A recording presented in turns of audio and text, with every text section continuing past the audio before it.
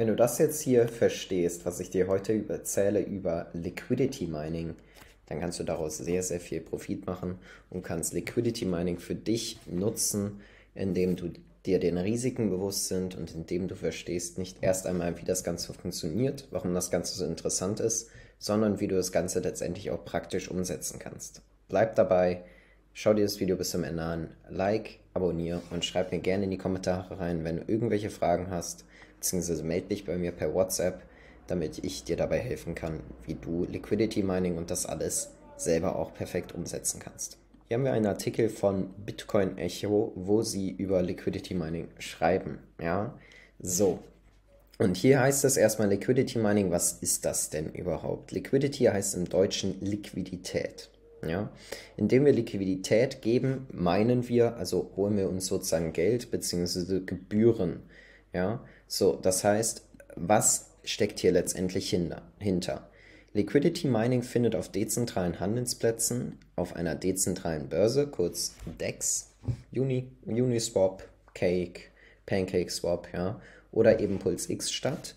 Und Liquidity Mining dient den Nutzern dazu, den Nutzern einen Anreiz zu geben, ihre Plattform zu verwenden, beziehungsweise auf ihrer Plattform Liquidity zu providen. Ja? Man gibt immer ein Handelspaar, das heißt Liquidity Mining ist kein Staking, wo du selber nur einen Token, einen Coin hinterlegst, sondern du hast immer zum Beispiel das Szenario, wie hier beschrieben, dass jemand Bitcoin gegen Ethereum tauschen möchte, gegen Ethereum, ja, dann kann man, wenn dieser jemand Ethereum und Bitcoins, irgendjemand anderes Ethereum und Bitcoins hält, kann er die Ethereum und Bitcoins hinterlegen, ja, weil der andere ja sozusagen sein Bitcoin gegen das Ethereum tauscht, ja, so. Und ja, so stellt man letztendlich hier Geldmittel zur Verfügung, indem man zwei Coins hat, zwei Tokens, die hier hinzufügt und man diese in sogenannte Liquidity Pools einzahlt. Ja, so, da es halt eben Gebühren gibt, bekommen dann die Liquidity-Anbieter einen Großteil dieser Gebühren. Ja, hier steht es auch nochmal, ein Liquidity Provider stellt seine Geldmittel für eine dezentrale Börse zur Verfügung. Dafür wird er mit Rewards belohnt, schließlich unterstützt er die DEX dabei, ihren Betrieb aufrechtzuerhalten. Häufig wird dieser Prozess noch mit anderen DeFi-Anwendungen wie zum Beispiel Lending bzw. Borrowing verbunden und damit Yield Farming betrieben. Yield Farming ist nichts anderes als zu gucken, wo kriege ich den höchsten Yield, die höchste Rendite, den höchsten Zinssatz und springe dann von Farm zu Farm, um meine Kohle immer perfekt für mich arbeiten zu lassen. Hier findet ihr noch eine Schritt-für-Schritt-Anleitung, die gebe ich euch aber eben auch noch später. Ihr seht schon, hierfür ist nur Metamask notwendig oder irgendeine andere Wallet. Darüber kann ich sehr gerne auch nochmal ein Video machen, wenn ihr dazu einmal eine Frage habt. Ja, hier haben wir nochmal das Wichtigste in Kürze. Also, beim Liquidity Mining verleihen Anleger ihre Coins an einen Liquiditätspool bei einer dezentralen Börse und erhalten Belohnungen in Form von Kryptowährungen. Stellt eine Sonderform des Yield Farmings dar und bietet Anlegern die Möglichkeit, passive Einnahmen mit den Kryptowährungen zu erzielen. Die sogenannten Rewards werden in Form von LP-Tokens und der hinterlegten Kryptowährung ausbezahlt. Sie entstehen dabei aus den Tradinggebühren und werden anteilig an die Liquiditätsanbieter ausbezahlt. Es ist besonders attraktiv, weil Anleger hierbei teilweise hohe Renditen erzielen können. Nur, und das ist das Einzige, ist jedoch kaum reguliert. Und man hat hier natürlich Projektrisiken sowie eben den Impermanent Loss, wo wir jetzt gleich nochmal drüber reden. Ja? Auch hier ist das Ganze wieder nochmal erklärt. Ja? So kann man das auch bei Crypto.com machen. Ich würde aber immer euch empfehlen, das Ganze dann natürlich über eine Börse bzw. über die Blockchain, über eine dezentrale Börse zu machen, wie PulseX, was ich euch gleich zeige. Impermanent Loss, was ist das? Hier haben wir ein Beispiel und zwar sieht man hier, ja, wenn wir in einen Pool, der Pool hat ja immer das gleiche Level.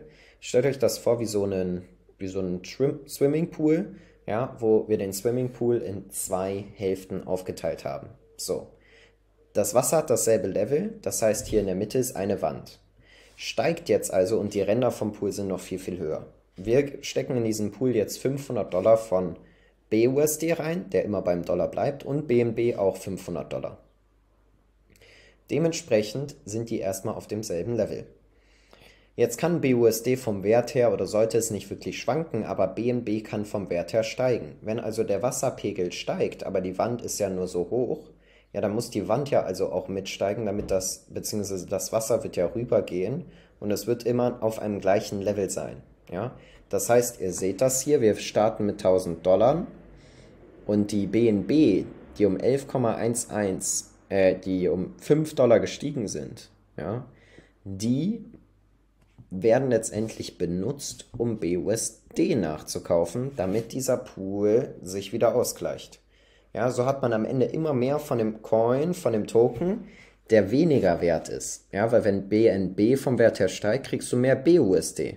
Man kann das auch als Exit-Strategie ein bisschen nutzen, dass man, wenn man sagt, okay, BNB wird steigen, dann lege ich das so an, denn immer wenn mein BNB steigt, kriege ich ja immer ein bisschen mehr BUSD und habe dadurch ein bisschen Stablecoins abgesichert und kann mir das am Ende so rausholen. Verdienen währenddessen noch Gebühren und so weiter. Hier sieht man einmal das Beispiel, ja, deswegen, also da muss man schon immer aufpassen, weil das ist letztendlich ja auch das Interessante, wenn man hier reingeht und das Ganze hier kein Stablecoin ist, sondern ein Coin ist, der auch hoch oder runter geht, muss man natürlich darauf achten, dass man nicht irgendwie einen Shitcoin nimmt oder was auch immer, sondern dass man da einen Coin, einen Token hat, wo man der Meinung ist, dass die ähnliche Wertsteigerung haben, beziehungsweise dass das Ratio von dem einen Coin zum anderen ähnlich ist und ähnlich bleibt. Ja? Das kann man sehen, wenn man auf DexScreener geht, bei DexScreener bestätigt, dass man ein Mensch ist, ich hoffe doch. So, und hier dann zum Beispiel mal auf die Pulse-Chain klicken. So, beziehungsweise wir gehen einfach mal auf Ethereum drauf. So, jetzt haben wir hier alle möglichen verschiedenen Paare. Wenn wir jetzt einmal gucken, Bitcoin Wrapped Ethereum zum Beispiel. Wir klicken mal drauf und dann können wir, wenn wir jetzt als Sicht, also das, was der Typ machen würde, der hier Liquidity provided, der geht hier oben rein und switcht den Preis, weil hier wird uns immer der Dollarpreis sozusagen oder der Bitcoin zu Wrapped Ethereum Preis angezeigt. Ja, der switcht den Preis so, dass man hier eine bessere Übersicht hat. So, beziehungsweise, ne, so zeigt er uns das in USD an, US-Dollar, das wollen wir nicht, wir wollen es in Coins haben. Wenn wir dann jetzt hier mal ein bisschen rausgehen, dann sehen wir hier recht fix, ne, dass hier ein recht ähnliches Bild ist. Ja? Das heißt, wir als Liquidity Provider müssten darauf achten, dass wir uns hier eine gewisse Grenze setzen, wo das Ganze bleiben sollte. Ist jetzt ein bisschen schwerer zu verstehen für manche Leute, aber so läuft das Ganze hier ab. Weil während sich die Preise dann hier hoch und runter und hoch und runter und hoch und runter bewegen, ja, das heißt, die Coins bewegen sich vielleicht so, ja, wenn die beiden irgendwann wieder auf demselben Ratio sind, dass ich sage jetzt einfach mal, dass ein Bitcoin ist am Anfang, wo ich den einzahle, einfach nur ein Beispiel, ist der das 5-fache Wert vom Ethereum. Ja? Wenn ich jetzt auszahlen würde und der Bitcoin wäre auf einmal das 10-fache Wert vom Ethereum, dann hätte ich ja viel weniger Bitcoin, aber dafür mehr Ethereum. Das heißt, ich hätte nicht den kompletten Gewinn mitgenommen vom Bitcoin. Wenn ich jetzt darauf achte, dass aber das Ratio wieder bei 1:5 ist, wenn ich auszahle, oder 1:6, also nicht so extrem, hole ich in etwa die gleiche Summe raus an den Coins, die ich auch insgesamt dahinterlegt hatte. Und das ist wichtig zu beachten. Das ist auch wichtig bei PulseX zu beachten. Denn wenn ich hier reingehe, meine Wallet connecte, kann ich hier Liquidität hinzufügen. Und da seht ihr, das sind immer 2 Paare. Ja?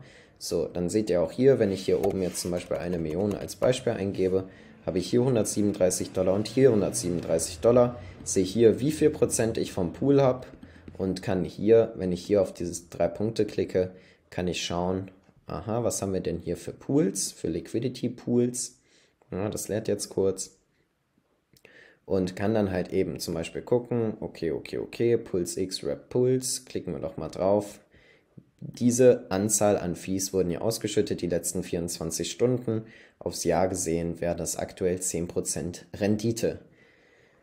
Warum? Weil das hier ist ja jetzt auch ein Paar, was nicht so mega hoch, runter geht, sondern die werden sich wahrscheinlich ähnlich und gleich bewegen. Ich gehe davon aus, dass es hier so in diesem Ratio ein Rep-Puls zu 2,48 zu 2, zu 1:3 so in etwa bleibt. Und dann ist es auch gesund. Aber jedes Mal, wenn dieses Ratio hin und her geht, verdiene ich meine Gebühren. Ja, das heißt, ich muss einfach nur darauf setzen, dass die beiden Dinger gleichzeitig in etwa hochgehen, dass die miteinander so verbunden sind und kann dann so davon profitieren. Ja, hier bei Puls X haben wir dann noch die Möglichkeit, sobald wir so einen Liquidity Pool Token haben, den Liquidity Pool Token hier bei der Farm zu hinterlegen und hier nochmal extra zu verdienen, und zwar den INC. Ja, der INC ist der INC, der Incentive Token, und dieser gibt mir dann hier nochmal eine extra Rendite sozusagen als Belohnung. Na, hier gibt es verschiedene Prozentzahlen, lasst euch davon aber nicht verleiten. Es ist natürlich mit Risiko verbunden, macht euch schlau, sucht euch lieber Para aus, wenn ihr risikoarmer gehen wollt, wo ihr wisst, dass zum Beispiel hier die beiden Dinger langfristig gesehen wahrscheinlich beide durch die Decke gehen. Hier ist natürlich wiederum die Sache mit dem Stablecoin, dass wenn Puls steigt, Puls automatisch verkauft wird und ein DAI, ne, sozusagen, also jemand kauft ja dann Puls und gibt dir dafür sein DAI. So muss man sich das vorstellen, ja.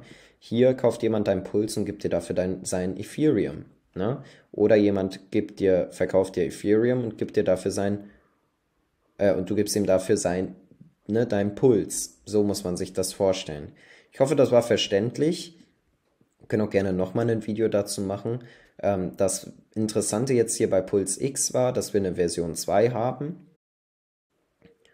wo diese Farms aber noch nicht aktiv sind. Ja, weil hier ist ab dem Moment, wo diese Farms aktiv sind, die Möglichkeit, hier auch die Gebühren zu verdienen. Ganz wichtig, wenn man hier auf Version 1 ist, hier werden die Gebühren komplett verbrannt. Das heißt, hier hat man wirklich nur ein Ziel, das man verdient, und das sollte man im Hinterkopf behalten. Ist natürlich gut fürs Ökosystem, aber da muss man sich natürlich Gedanken machen, möchte ich das langfristig so machen oder möchte ich hier auf die Version 2 und die Gebühren auch in meine Tasche wandern lassen, weil deswegen machen wir das halt letztendlich. Genau, ich hoffe, das hat so ein bisschen die Fragen weggenommen. Wenn ihr Fragen habt, schreibt sie gerne unten rein. Einfach mal ganz kurz über Liquidity Mining. Und ansonsten, wie gesagt, können wir auch nochmal eine tiefere Session darüber machen, wo ich nochmal ein bisschen zeige, wie das Ganze bei mir ausschaut und wie meine Erfahrungen damit so sind. In dem Sinne, viel Spaß beim Schauen der weiteren Videos und bis ganz bald.